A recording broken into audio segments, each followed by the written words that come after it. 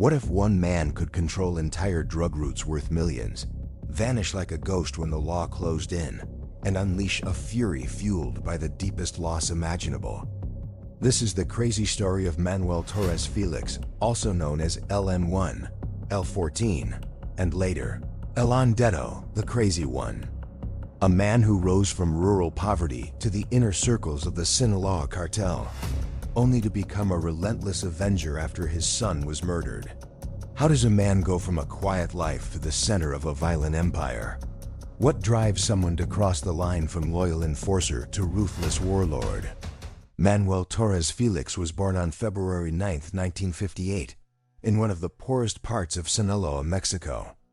His childhood was shaped by hardship, a world where dirt roads led to scattered homes and opportunities were scarce. In this rugged landscape, the drug trade was not just crime, it was survival. Farming opium and marijuana was one of the few ways families could scrape together a living. Imagine growing up surrounded in a world where violence was the price of progress and where every decision you made meant risking your life. For Manuel, this world was all he knew. As a young man in the 1990s, he joined his older brother Javier in the cartel. The brothers built their reputation on fierce loyalty and merciless enforcement. Together, they were feared for their ability to handle enemies swiftly and without hesitation. But what makes someone like Manuel rise through such a brutal world? Was it ambition, loyalty, or desperation?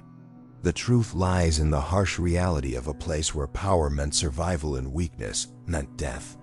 When Javier was arrested in 2004, Manuel didn't just continue the fight, he stepped into the spotlight.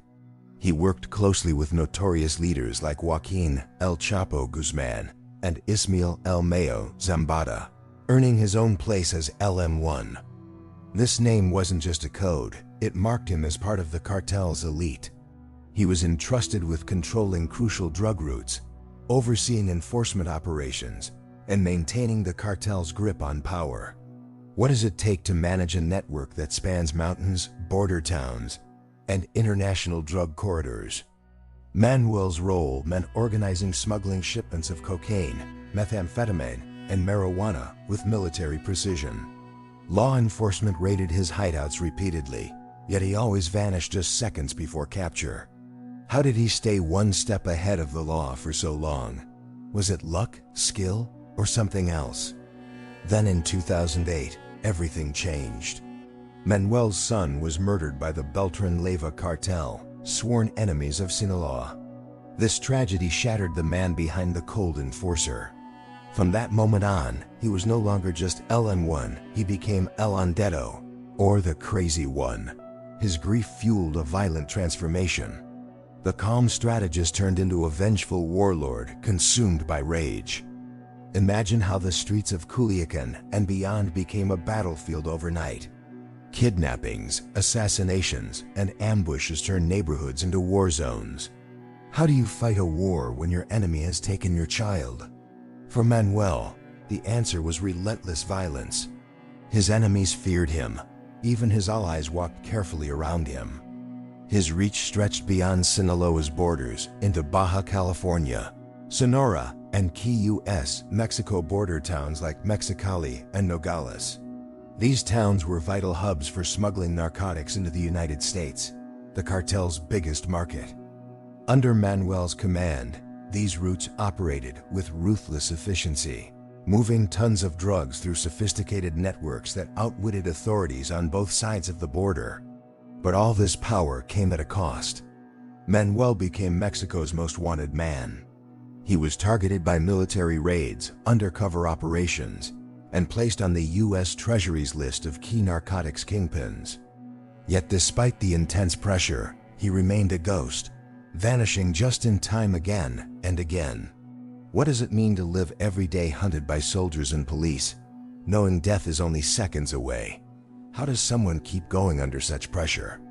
Manuel's war was fought with firepower few could match, using assault rifles, grenades, sniper rifles, armored vehicles, and a loyal army of enforcers. His battles were almost military campaigns, turning highways and towns into battlegrounds. His strategic mind allowed him to coordinate these violent showdowns with brutal efficiency. But even the strongest have limits. On October 13, 2012, the Mexican army finally caught Manuel in a raid near Valle de San Lorenzo. The firefight was fierce. Bullets tore through the early morning as Manuel fought to the end, wielding weapons and guarding stacks of cash and drugs. When it was over, Manuel lay dead, his empire shaken. His death sent shockwaves through the Sinaloa Cartel. Operations froze, alliances broke, and fierce fights for control erupted. His nephew, Manuel Torres Félix, tried to fill the gap, but Manuel's shadow loomed large. Was Manuel's death a turning point in the drug war? Not really. The routes he controlled stayed active. The violent tactics he perfected remained part of cartel warfare. His story isn't just about drugs or crime. It's about how grief and loss can turn a man into a force of destruction. Behind the legend of LM1 was a father consumed by rage, loyalty, and pain. His story asks us to look deeper, beyond headlines and violence, into the human struggles that shape this brutal world. Why do some men choose this path? Is it loyalty, power, or the desperate need to survive and protect family? What can we learn from stories like Manuel's about the cycle of violence in places where poverty leaves few options? The Mexican drug war continues, with thousands more lives lost and entire communities changed forever. Yet understanding figures like Manuel Torres Félix helps us see the complexity behind the headlines.